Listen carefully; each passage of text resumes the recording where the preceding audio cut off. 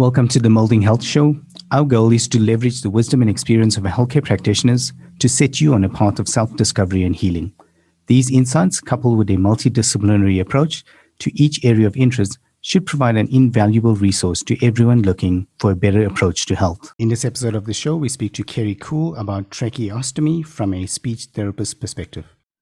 Kerry Coole, welcome to the show. So we're really glad to have you on board. Thanks very much for doing this. Thanks so much for having me. I'm excited to be here.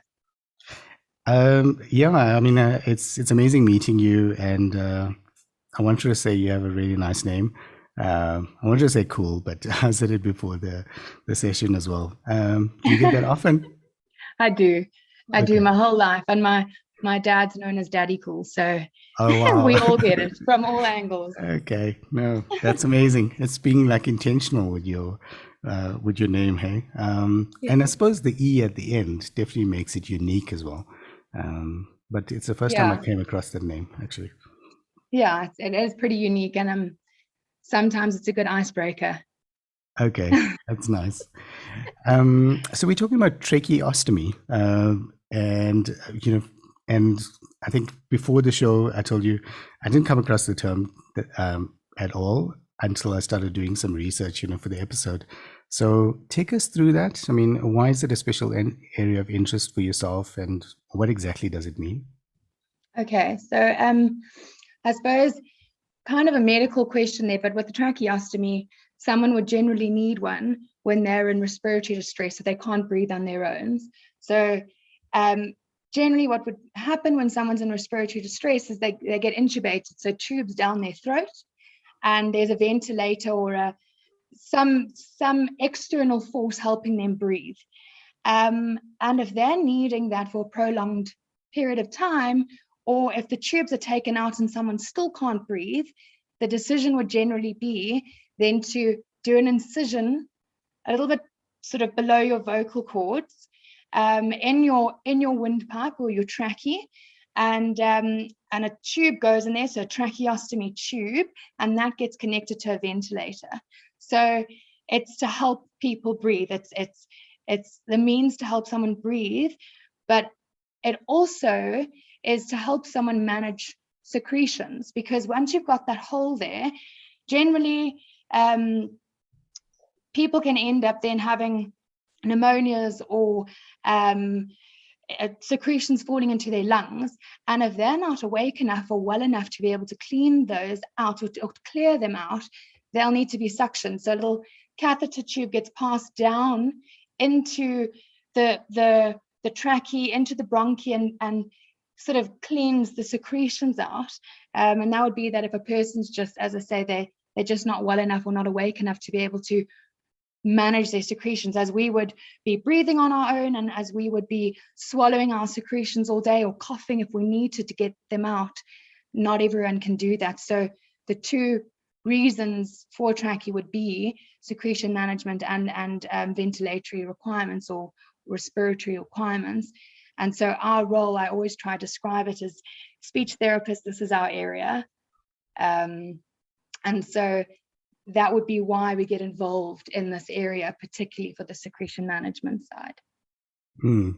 Yeah, I think you touched on the speech therapist, because that was going to be my next question, but I actually forgot to ask one more question, because we haven't come across each other that often or at all.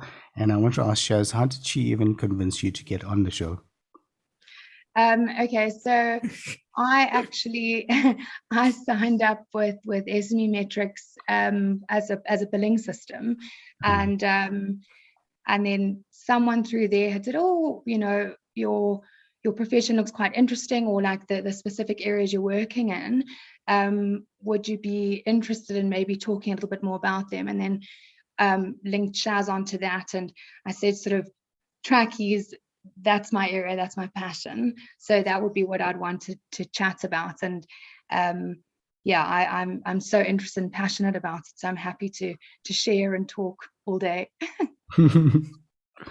Thanks very much for setting that up, Shaz. No, it's a pleasure. Kerry was really keen to get on board, and you could see just by her, you could see her passion just through the emails. So You know, it's an interesting topic to be discussing, especially because so few people actually know what a trachea is, but even less people know the importance of a speech therapist once somebody has had a trachea. So it was really great that we could get Kerry on board. And Kerry, the one thing that amazes me, because we've been doing, I think we're over 40 episodes now. And even before that, I mean, I'm glad you signed up for the billing software, but, even in the last 8 or 9 years, I mean, it's amazing how healthcare practitioners resonate or gravitate to a certain area of interest. It baffles me and fascinates me, like all the time, how that comes up. Because I said, I mean, like, this is not like in my normal vocabulary. But the fact that you're so fascinated and, and that's your hope, like a large part of your practice, that's incredible. It is interesting how that happens.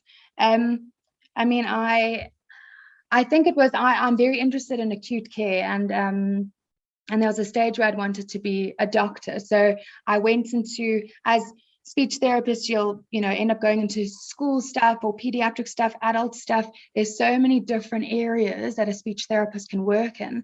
And I just found myself in the hospital and working more with adults. And then I actually went overseas for a while and worked in the UK. And what tends to happen there, unlike in South Africa, is you do become quite niched in an area. And so you become a specialist in that area. And so suddenly it was acute care, and from acute care, it went into critical care. And from critical care, you naturally then get the tracheostomy patients because they're the ones needing that ICU level of care. So that was how my sort of path was formed. And I was just fortunate to have some great opportunities and learning opportunities and supervisors to teach me things like that. And I found I guess with ICU and trachees, that I love teamwork. I'm all about that. And so that's what I ended up loving, was you're in a smaller sort of area because it's ICU. So you get to know your team really well. You get to know the intensivists well, the physios, the dietitians, the OTs, everyone that works in there. And you as a team treat these patients. And so you learn so much from each other. And I think that's why I just loved being in that area. And I learned so much about our role with trachees, and exactly what Chaz was saying is recognizing what a speech therapist role is. I had to learn about that myself, and then to be able to then go and show other professions and how we sort of then highlight each other's roles has just snowballed into what I love now. I love that you mentioned working in ICU, and within that chronic medication, those chronic patient side, that you do have that really multidisciplinary team and approach, because everything is in its own way interconnected. Yeah. But you mentioned earlier that speech therapists are from here to here. So, I know with a trachea, they cut the hole in and put the pipe in. And most people tend to think speech therapy is only about teaching people to speak. So how would we explain to somebody why a speech therapist would be involved when it comes to maintenance and care of somebody who's had a tracheotomy? Okay. So when I said a little bit earlier with some of the reasons why someone would have a trachea, one being secretion management. So secretion management essentially is a swallow. And so that becomes, it's our dysphagia realm, being swallowing disorders. And so that's the one thing that we work on, helping them with swallowing and secretion management. And then with the trachea, and I'm sure we'll touch on it a bit later, but a voice doesn't come out when you've got a trachea. So there are two main areas in terms of working in a medical field are swallowing and communication. And the trachea patients, that's what they need us for. Yeah, we had it on another episode with a speech therapist and maybe even speech therapist. That's people have this idea that speech therapists work with speech then. And I remember, I think it was Marie Thiat, and she said, like sometimes the child doesn't speak for quite some time. And then the parents are like, but they're not speaking. Like, what are you doing as a speech therapist? So there's almost like this communication part to it, hey? That I think is probably a much more applicable term. So even this, it was around communication. I can kind of see, like how that would fit in. Do you get that often? Like, as in many people say, but you're a speech therapist. Why, like, what does that have to do with speech? Yeah, absolutely that. And that, I think that's exactly why I did that to you, is because when I say, well, yeah, okay, we do speech, but what is speech? Speech is communication, speech is voice. And where are we getting that from? We're getting that from this area. And so if we're talking about our larynx and the airway, and we're also then talking about swallowing. And so it just packs it all into one. It's your voice, it's your speech, it's your communication, it's your swallowing. And I think, as you say, with us being called speech therapists, we sort of lose the level of what we actually are able to do and what we are qualified in. I think I'll never forget doing our neurology lectures, and the neurologist there said to us, as speech therapists, you'll end up having to know more about the brain than a general doctor would, or a junior doctor, because of how much effect that has on this area. So yeah, I think there is a lot more to us than the speech. Yeah, we've been, Shaz and I have been schooled, but as in, we've learned quite a lot. But apparently speech is quite complicated. I mean, we just take it for granted. It's like, the child just starts speaking until they don't. And then, the issues come in. It's like, what isn't firing, so that the child doesn't speak. And exactly. yeah, it's fascinating. And that's the same as swallowing. It's exactly the same. It's such an automatic thing. No one thinks about how we swallow. No one thinks about how, I think we produce something like 6 liters of saliva a day. Well, you wouldn't know that, but all we're doing is swallowing. And so as soon as someone loses the ability to swallow, it confuses everyone. It confuses the patient, the family. But eating is, surely someone must be able to eat and drink. Well, they should be able to, but they can't, and it's dangerous if they do. So yeah, certainly take such automatic functions for granted until we don't have them. Yeah. And, now that we speak about it, the trachea stuff, I mean, I actually remember a little girl, it was a friend of our boy, and the family is in Canada, but she struggled with that. But she had she couldn't speak. Yeah. But she actually had a helper with her during the day so that they could clean out, as you said, change it out or something like that. And now that we're speaking about it, I remember that. But at that time, I just remember, when the wife was talking to us, and she just said, you have to do this every few hours. And I thought, wow, sure, that must be quite difficult, eh? And they had to train the childminder, to be able to do that, so that, she does it and stuff like that, which is, pretty interesting. Yeah. How does a speech therapist help with that, though? I don't think we covered it. We linked it properly so far. Okay. But how does the speech therapist help? So with the trachea side of things, yes. I suppose our immediate role would be getting involved in the communication side. So allowing that person to be able to somehow communicate. And I think something that needs to be remembered is, communication doesn't mean vocalizing. It doesn't mean talking like we're talking. Communication can happen in any way. So to be able to support the patient to communicate their needs and wants in whatever means that is. Now, that would be the initial role, but then also looking at the secretion management side of things, and exactly what you're saying with that little child that you knew, where they had to clean this area out, because if that gets filled with secretions, it can get occluded and then they can't breathe, because that is what they're breathing through. So if there are these thick secretions that are getting stuck in there, as I said, it can occlude it. So we help with the secretion management. And again, this is where the different roles come in as well, because you get the physiotherapists, and when I said this is us, they're further down, they do the lower respiratory. So from there, we can get a patient to try trigger some swallows, see if they're able to clear the saliva in their mouths. And then that gives us an idea about how they can manage their secretions. And we can then say to the physios, look, they're coughing a lot up.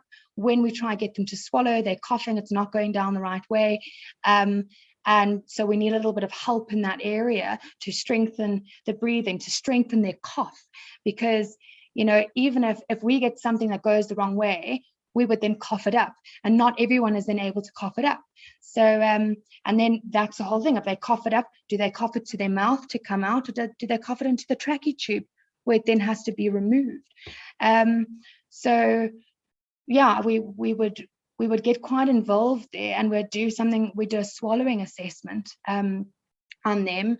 Once you've looked at the functions of what they're able to do, the strength of their tongue, whether they're able to trigger a dry swallow, we do something, and it's quite an old school thing, but it's called the blue dye test. And it's something that we still do a lot here in South Africa, because we don't necessarily have the equipment of the sort of golden standards of test being nowadays a fees. But you give the patient a little bit of water with some blue dye, and they swallow that. And the reason it's blue dye, I can see you're looking, but there's nothing else in our body that's blue. So if they go and swallow that, and then they are suctioned, and we find blue, we know it's gone the wrong way. We know that they have aspirated it. So when we swallow, we've got our pharynx, and then the two sections sort of divide. The one is our esophagus at the back, where we want the food and drinks to go, and the other one is our airway. And when we swallow, our epiglottis is meant to cover our airway. Food goes the right way. But if we've got a trachea, it affects the swallow. It affects the pressures of a swallow. It affects the glottal closure of a swallow. So sometimes food can then, or whatever it is, and that's why I say saliva and secretion management, then goes the wrong way and shoots into their lungs. And fortunately, we can suck it up. But that's something we need to then figure out, because often patients are just fed and they can't even swallow their own saliva. And then we find this big mess in their lungs, and they've got an aspiration pneumonia, and we've suddenly gone backwards. So that would be our main thing, is to assess the swallow, to help with the secretion management, to make sure this is all looking good, and to facilitate in their communication. So that sounds so complicated already. I want to throw one more sidewinder though. So what happens with a child that has a trachea but also has sensory integration? Because we're talking about blue dyes. I can't help but think, like, sensory integration, how are you going to get that stuff down? Like, do you find, is that an edge case, or do you find that quite common? I mean, I suppose I do work mostly with adults, and I suppose it also depends on the comorbidities of the patient and their mental functioning or cognitive abilities. And if I can just say to them, I've got a little bit of water with some blue food coloring, just like what you use for baking. You can't taste it. It won't change anything, but can I put a little bit of this in the water? Have a look at it. Will you just have a sip of that? And then you're able to also give them feedback, because once they've swallowed that and you suction them, and this is the sensory part, that's like a hot poker. I mean, I wouldn't know, but I always talk to my patients and I'll say, this is what I'm told it's like. Is that what it feels like? And once they suctioned and they cough, and if you do get that blue dye up, you can show them and say, well, look, it's gone the wrong way. And then they're understanding what your role is and what you're trying to do there. It's not always the case, because if there's some patients that keep their mouths closed, maybe have a tonic bite, and you can't really get anything in their mouths. And so you could maybe just drop a little bit of it laterally so that it's in their saliva, because at some stage that's going to drip down and back. So we need to find ways to sort of, get it in their mouths and swallowed at some stage. So Kerry, once you've got the person to swallow and you do pick up that there is a problem, that the epiglottis isn't actually closing properly, as a speech therapist, how would you help somebody to almost repair that swallow, or would that be moved to another specialist to repair whatever damage is there that's causing the epiglottis to not close and blue dye going into the lungs? Okay, so that would still be our roles there. If we're in critical care doing that assessment, we would then do the rehab on that. And what we would then need to do is figure out at what stage. So with a dysphagia, with a swallowing problem, we think about the stages. So you've got an oral, a pharyngeal, and an esophageal stage. So we need to figure out, if we just see that blue dye pouring down and coming straight up here, why has that happened? Have they not triggered a swallow? So are we looking at, or is it perhaps the oral stage where they're not even getting lip closure to transfer the liquid from the front to the back? Are they triggering a swallow? Are we feeling laryngeal movement? Or is it happening after, where it seems like they swallow and then they cough and it overspills? So it's a little bit further down. So we need to then distinguish where this breakdown is happening. And once we've done that, we can do things like perhaps give them something thicker, because sometimes a thicker consistency can improve the swallow, brain telling the sort of swallow mechanisms to work a bit harder. Peanut butter compared to water, you're going to do a harder swallow. So we can thicken consistencies.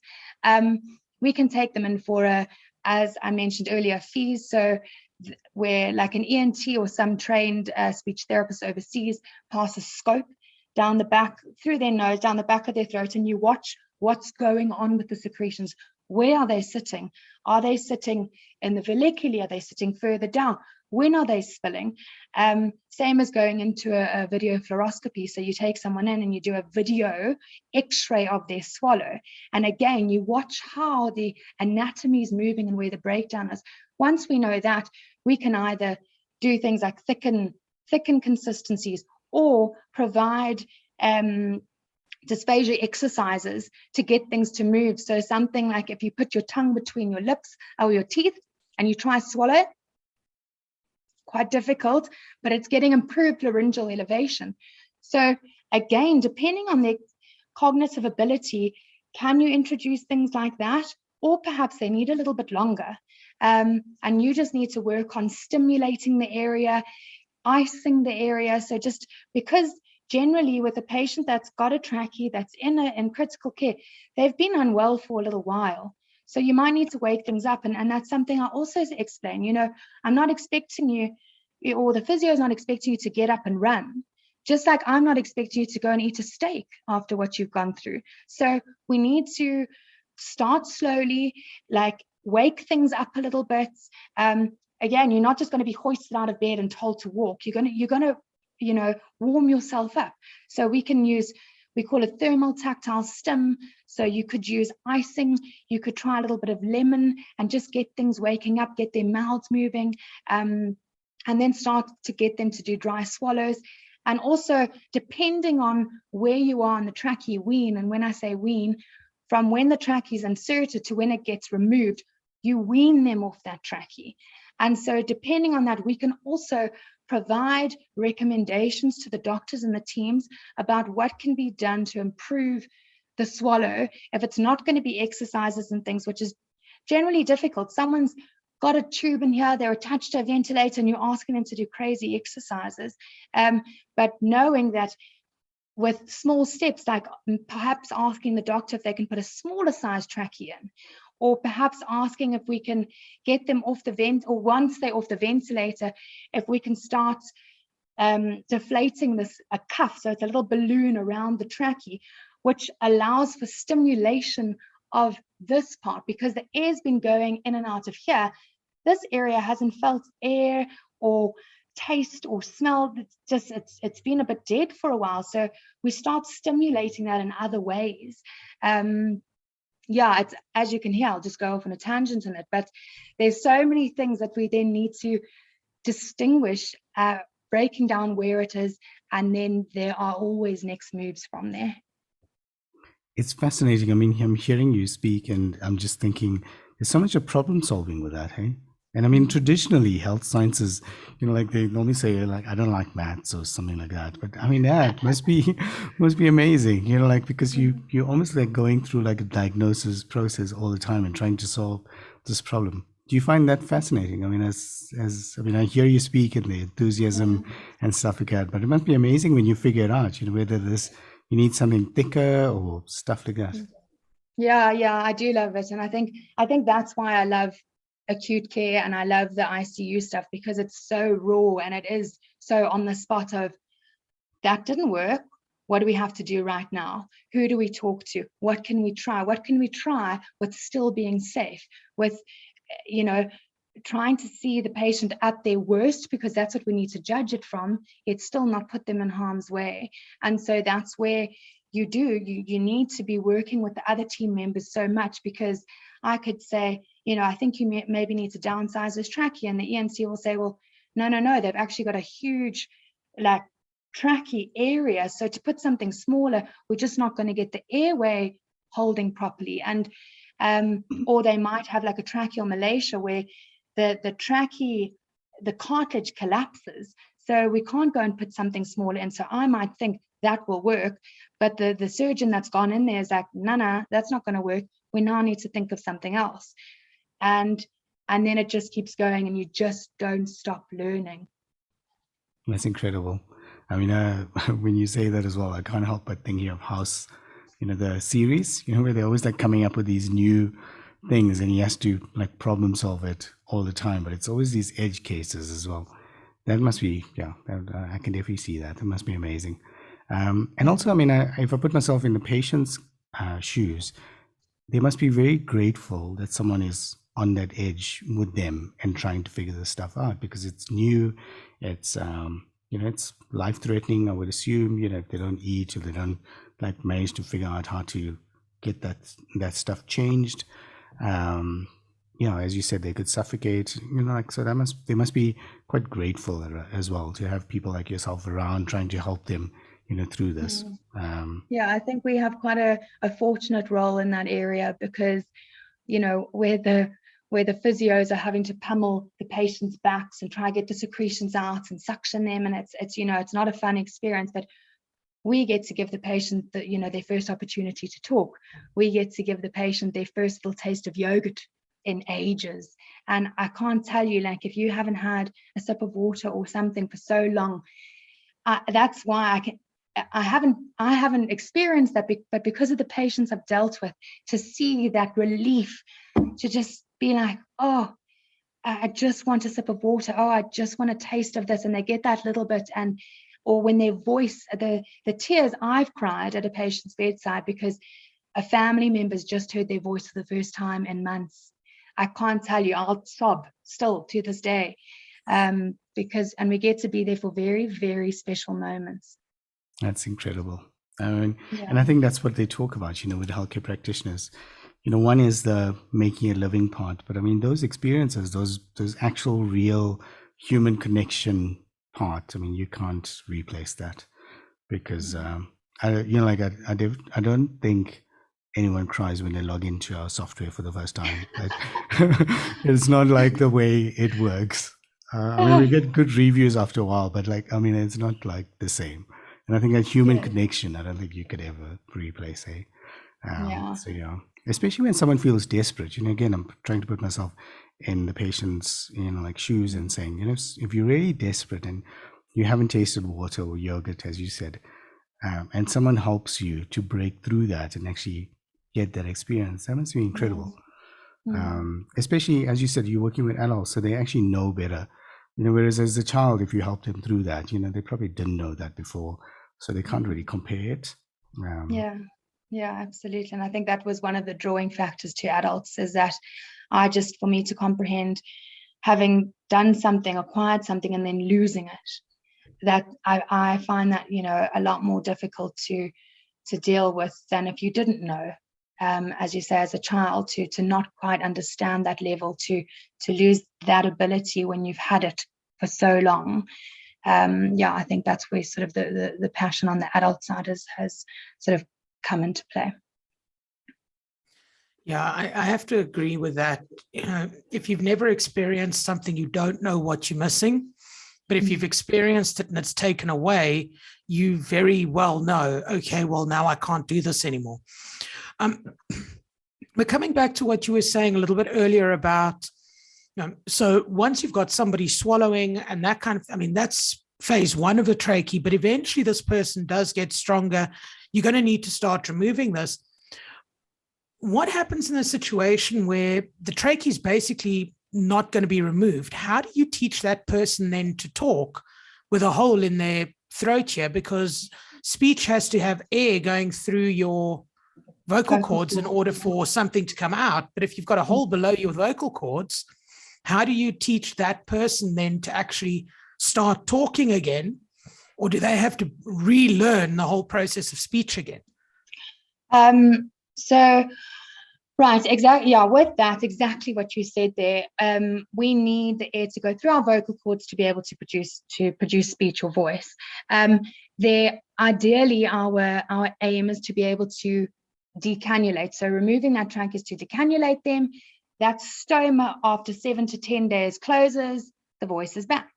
But on the odd occasions where we can't remove that trachea because of, generally it'll be a secretion management issue. So often these patients, they're weaned off the ventilator, weaned off the oxygen, but if we're trying to get them to swallow, they've just got piles of secretions coming up and you just can't do it. So with those ones, it's not really a case of teaching them to talk again, because you can't reteach what can't happen. So if you can't get that air to pass through the vocal cords, you're not going to get voice out.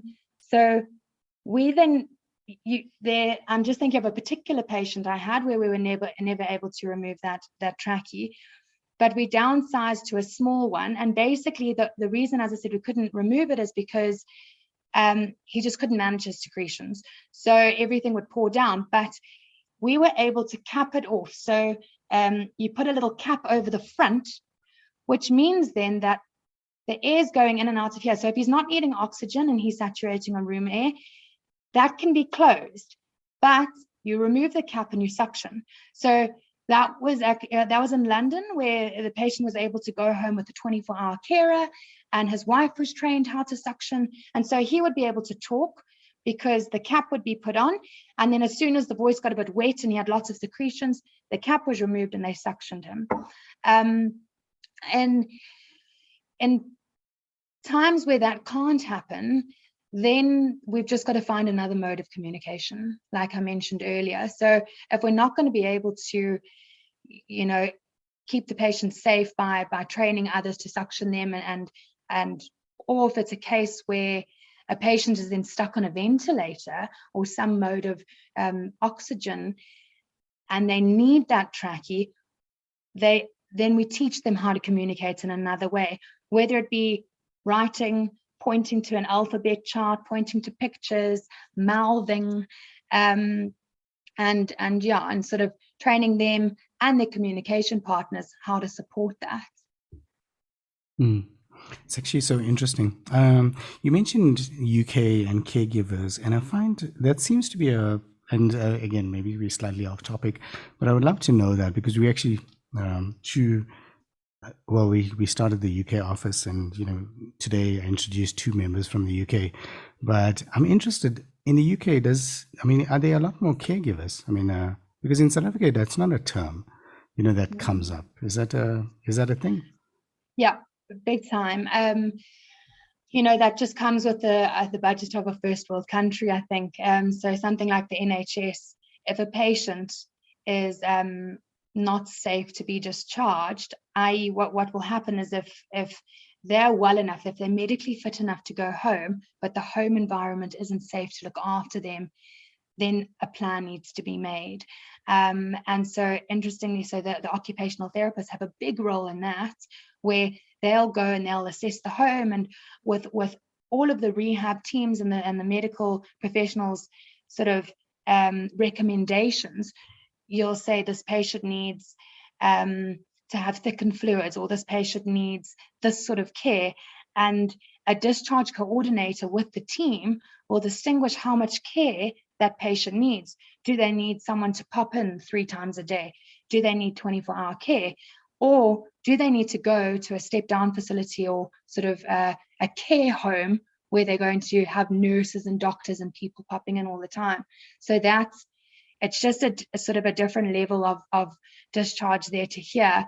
Whereas from what I know here, only in private care, when you actually then seek that out, will you be able to get that? And then it is just extremely expensive. Yeah, it's like a term I've never heard. I mean, like, I know with the hospital, you go pick up your medication on your way out, and that's pretty much it. And you come back for your, outpatient care. That seems to be the common, scenario. But it's interesting hearing you say that. But yeah, as you said, different levels. And I'm not sure if we covered this already, but how long would someone normally have the trachea in for?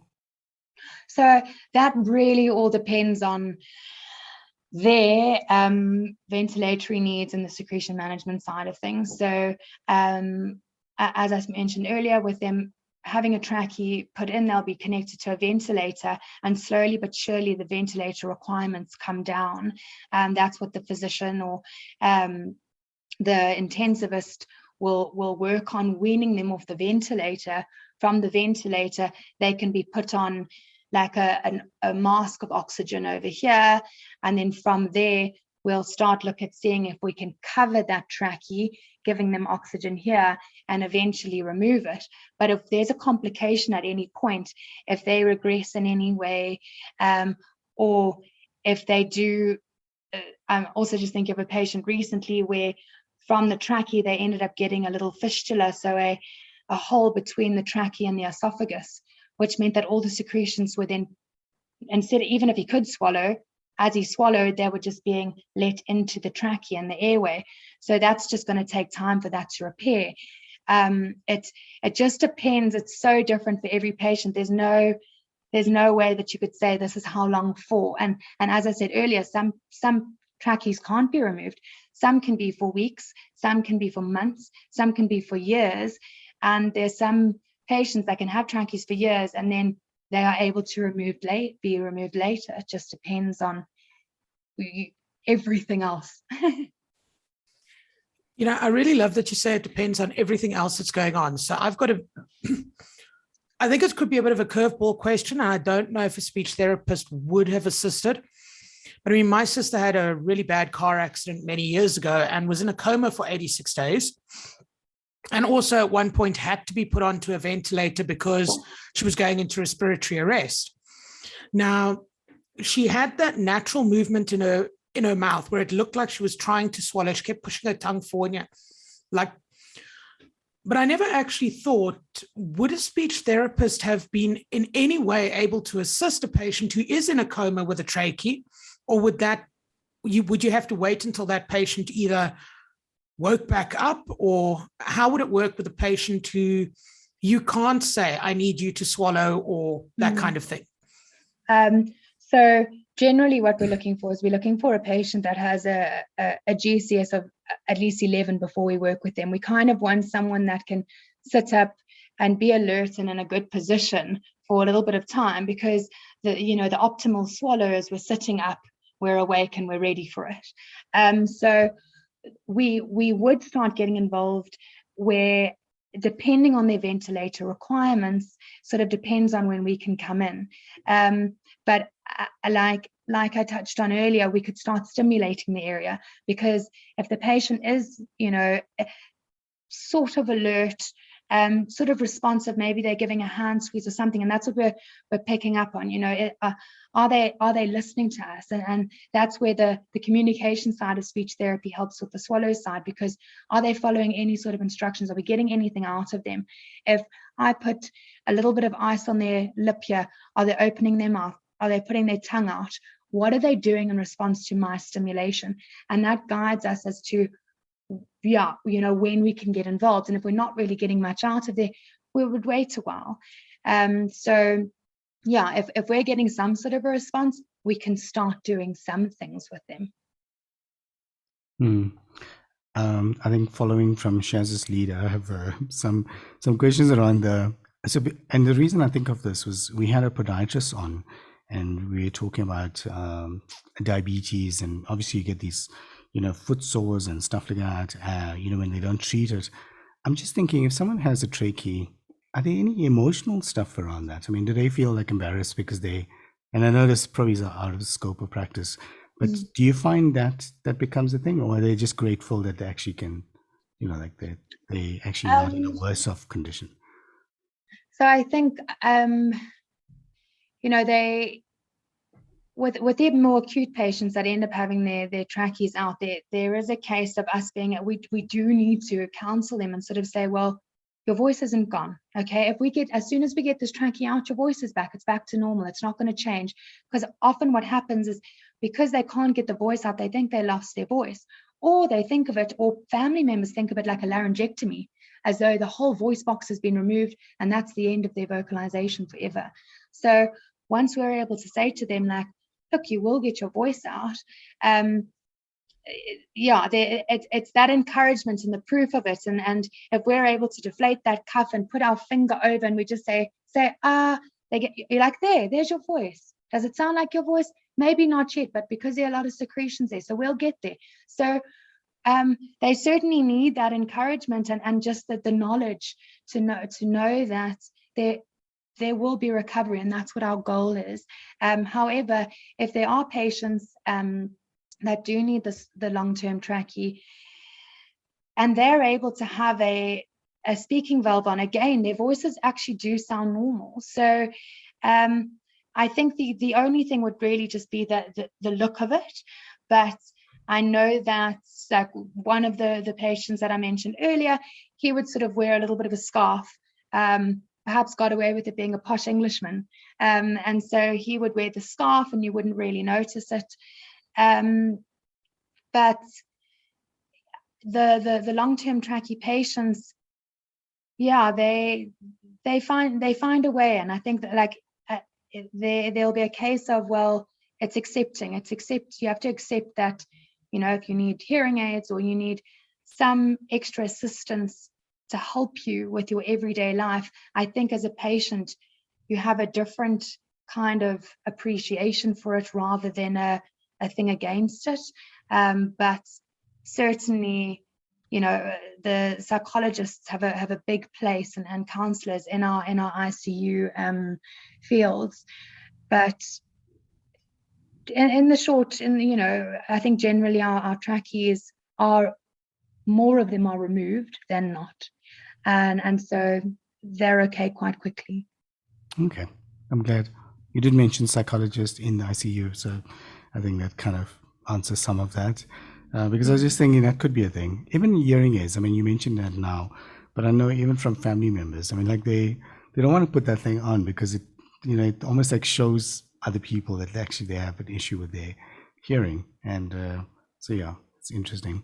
Also with the hole then, like the trachea, from an infection point of view, is there like certain, again, maybe it's out of scope of practice, but is that quite a big thing, as in they need to follow certain procedures and make sure it doesn't get infected and all of those things? Yeah, absolutely. And that's where, like I sort of mentioned earlier about trachea management and care. So even if we're not doing too much with these, sometimes if we're not able to do too much, I will still hop in and just have a look at the area.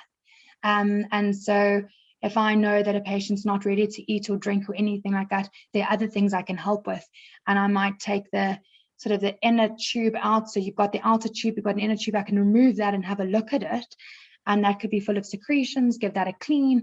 Or sometimes you'll see that they've had a lot of secretions or there's been a bleed. There's a bit of a mess around here.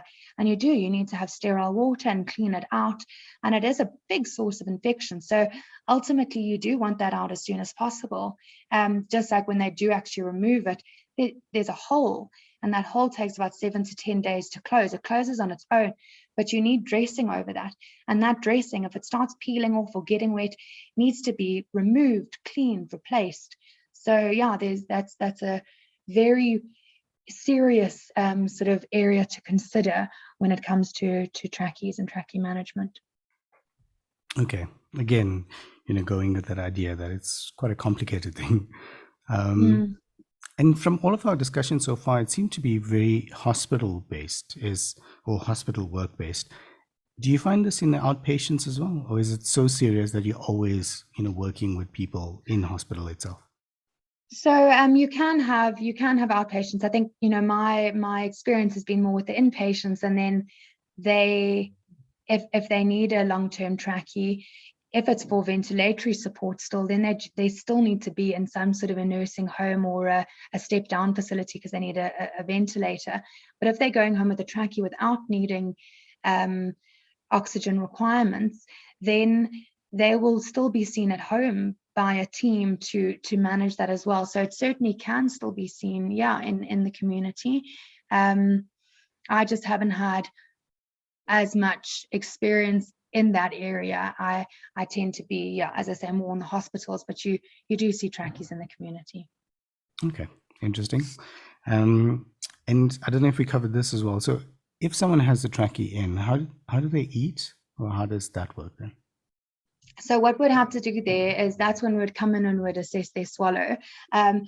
When a patient's got a trachea in, they would have been intubated and sort of sedated for a little while, and then the trachea gets put in. And so from that stage, they would generally have a nasogastric tube. So the tube that goes into their nose, into their stomachs, and that's how they're being fed. That's how they're getting their nutrition. If not that, then a peg straight in the stomach. But when we then want to start getting them to eat, if they're able to. So we'd consider what their baseline is. What did they come in with? Are there any comorbidities? Or is it just you or myself that's had a serious accident or something happen and we need a trachea? So my expectation would be you do have a functional swallow. It was there before this happened. And so we would assess that swallow and see what the safety of the swallow is, as I say, with a little sip of water. And if we're not seeing any risk of aspiration, we're not seeing that they're struggling with the swallow, we'll then move forward to try maybe a little bit of yogurt. And depending on how they go on that, start introducing more puree, things like soups or custards or soft things like that. And we move on until we get to a full ward diet. And generally, sort of my sort of thumb rule would be that I'd only have someone on a full ward diet once they actually decannulated, because like I mentioned earlier, the swallow is affected in some ways by tracheas, and so glottal pressures change, and a big thing is that a patient would have been in hospital for a while, so muscles atrophy, just like we're going to expect someone to lose muscle mass in their arms and legs. These are muscles too, so we will expect there to be some sort of a decline or a fatigue or something that happens. And so very slowly but surely we would start introducing little things to drink, little things to eat, and then increasing that until we're at a point where they can tolerate a full meal, and then get that out and get them eating their burgers and steaks and things. I'm sure they can't wait for that as well. Yeah. Which is actually pretty cool. On a more technical level, though, so if someone comes in, and especially from a speech therapist point of view, would the diagnosis be whatever the diagnosis is, that the person came in with, or do you give them another diagnosis based on the trachea? How does that work? So no, it would be the diagnosis that they came in with. Okay. And that's sort of what you would see there, that this patient has a COPD, or it was a motor vehicle accident, or it was a infarct, or whatever it is. So that's the diagnosis you're working with, but you're understanding that with the trachea, there's been some level of respiratory distress and reliance on oxygen. And then we add to that diagnosis then by saying, okay, what kind of patient is this? Are we getting a dysphagia? Are we getting a communication breakdown? Are we getting a cog-com breakdown? And so it adds to that, but the baseline diagnosis is what they were admitted with, unless something then happened in hospital, unless they were doing well and they had a surgery and something went wrong and then they needed to be intubated. And then, you might see, okay, well, admitted with pneumonia, but went in and they had like a hematoma or something like that. Okay. I was just thinking from a medical aid point of view, or healthcare, how do they how do they deal with that? And, Yeah. if they give speech therapists a problem, around submission of claims and Yeah. all of those I mean, things. we would have to say there, we with our referrals, we need to say, which doctor referred to us, that, thanks for the referral from so and so doctor. And then from there we would say the patient is presenting with a dysphagia or a something, to then present why we're now involved, or assisting with secretion management, which then falls under dysphagia, or sometimes with intubation, which is quite common. If it's a traumatic intubation, vocal cords are damaged, and so they then have like a paralyzed vocal cord or paresis of one or both vocal cords, and so we know that we're going to see the patient having difficulty swallowing or producing voice or whatever it is, and we're able to say that that's the reason we're involved. Right, so I'm a bit intrigued about that, because intubation and a trachea are obviously two very different things, even if they do provide the same function. Intubation is generally what happens to begin with to try and assist a person with breathing, and that's where they shove the thing through your mouth, so they can damage vocal cords. Yeah. But what happens now when you have a situation where somebody's vocal cords were damaged during intubation, and then you've had to put a trachea in to keep them on the ventilator? So now you've got somebody who's on a trach with damage to their vocal cords. How do you then, as a speech therapist, get them to the point where that trach is removed, but now you still have to get them to the point where they're able to communicate again because of damage done before the trachea was put in? Yeah. Complicated case, that, but it does happen quite often, and exactly for that reason, as I say, especially with a traumatic intubation. And so what we then need there is, often if it hasn't been picked up before, we might be the ones to pick up that vocal cord problem, because we're expecting the patient to be at a certain point, expecting some sort of voicing. As I said, if you deflate that cuff and you put your thumb over, they should be able to produce some sort of a voice. If the trachea isn't, touching sides, if there's a little bit of voice going around or air going around, or if we're seeing a really bad dysphagia and we're getting these like bad secretions, because our number one function of our vocal cords is not to produce voice, it's to protect our lungs when we swallow. So if we've got vocal cords sitting open, we will also then see that aspiration, the secretion stuff. So from that, we might then say we would then say to an ENT, please would you come and view these vocal cords? Please come look at the laryngeal function. What position are these vocal cords in? Is there one that's not moving? Are they both not moving? Are they in, an adducted or adducted position? And we then understand and then start doing it from a voice therapy side. And number one thing being is protecting those lungs from secretions before we even think about getting voice out. Generally, if it has been an intubation damage, we're going to see recovery. More often than not. So it's just going to take a little bit of time. So the wean just might be slower, and we then need to also, we're quite responsible there to explain this to the rest of the team and say, yes, might be doing very well with the breathing and stuff, but if you go and remove this and those vocal cords can't close, our first concern is everything falling down into the lungs. So we've got something there to deal with. We actually can't be removing that trachea until we've got some sort of movement of the vocal cords or some protection of the airway to know that they might still have some dysphonia. So perhaps once you remove that, you can't hear it's a little bit rough, but we need to know that those vocal cords are moving somewhat before we can remove that trachea. So it does become a complicated case, with primary reason being the secretion management. That's actually really cool. I mean, I think we're going to close off very shortly, but I want to ask, in your typical multidisciplinary team and that you work with, Kerry, who would those normally be? You already mentioned ENT, probably psychologist, physio. Yep. I think so. If I think about like a typical MDT meeting, we would have our doctors, either physicians or our intensivists there. The ENTs are not always sort of on the ward, but when they're called to come, they'll come and see the patient. So we work very closely with them. We're very reliant on that good relationship. The physios from a point of view of secretion management, the dietitians, because they're doing the nutrition, but we're doing the swallow. So sometimes as soon as someone sees like a yogurt or something next to the patient, then, oh, great, the patient's eating. Let's remove that NG tube. Anyone might assume that, even a doctor might assume that. Come on, time for them to eat. They can talk to me, they can swallow, remove that tube. But actually, if you go talk to the dietitian, they're like, well, no, they're only having one yogurt a day. They're not able to have much more yet, so we need to keep that in. So we work a lot with them. The nurses, we rely heavily on the nurses because they're the ones that are at the patient's bedside all day. And they see everything. And so we need to say, have you seen the patient coughing? How are they able to communicate? Do you see any stuff coming out of here when they are swallowing? So we rely on the nurses a lot. And then the psychs, as I said, we might come across a patient who's getting really frustrated, like, I just want this out, I'm tired of it, I want to talk. We get the psychologist to come in and counsel them.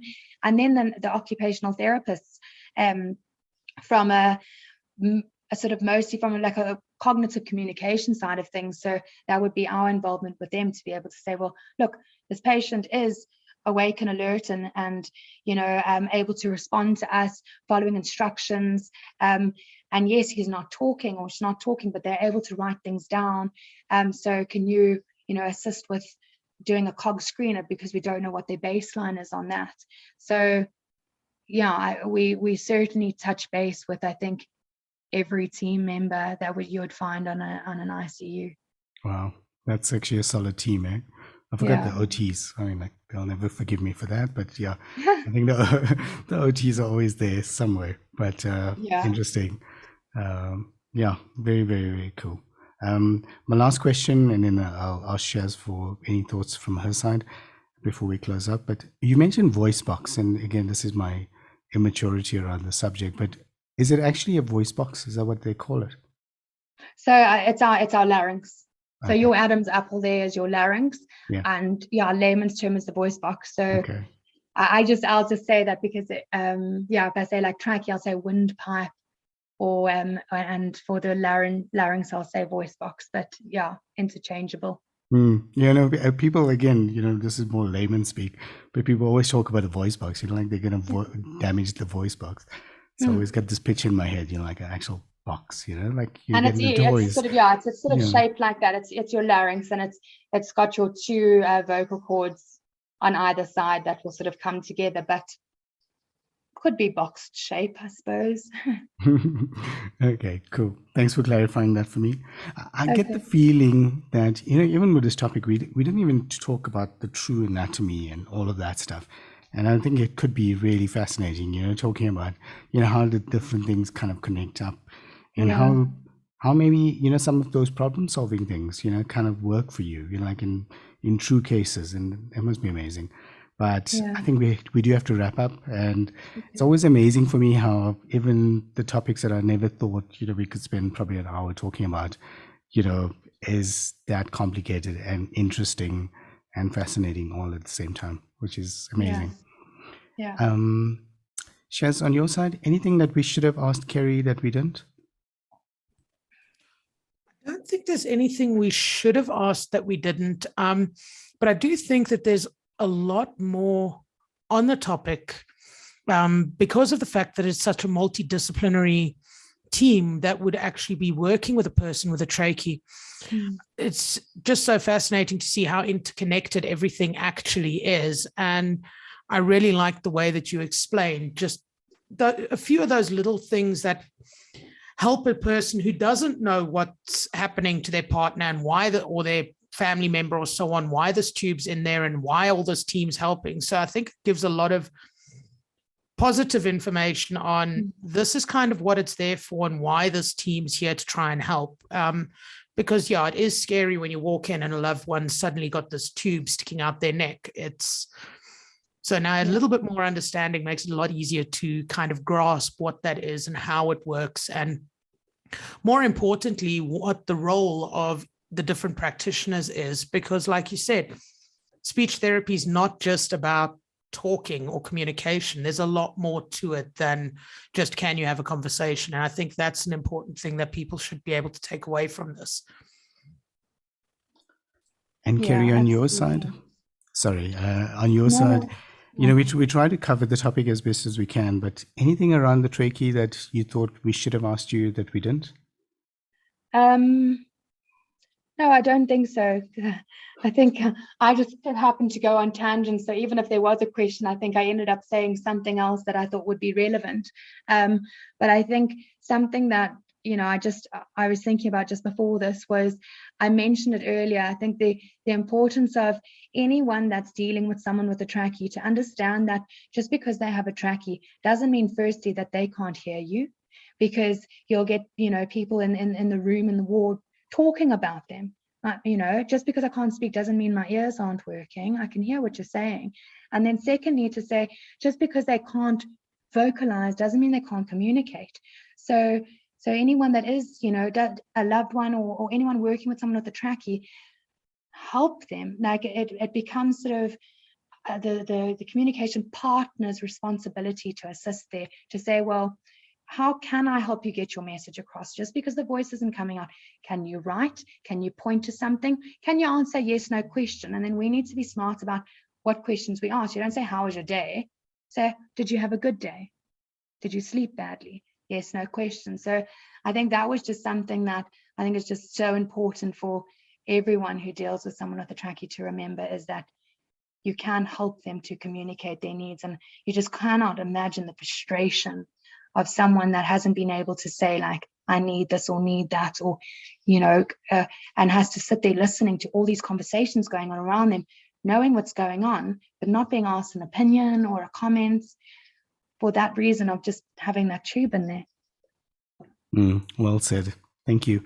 Thanks for saying that. And I mean, I know you said you went down tangents, but I love the conversation. And I think, we get to learn so much. And I think even with this topic, I think anyone listening to it firstly can see the passion that you bring into it, and how complicated it is. We wouldn't have thought, definitely not me, would have thought how complicated, that topic is. But having amazing people like yourself, working with patients and helping them sort out their lives and, their issues must be amazing to watch.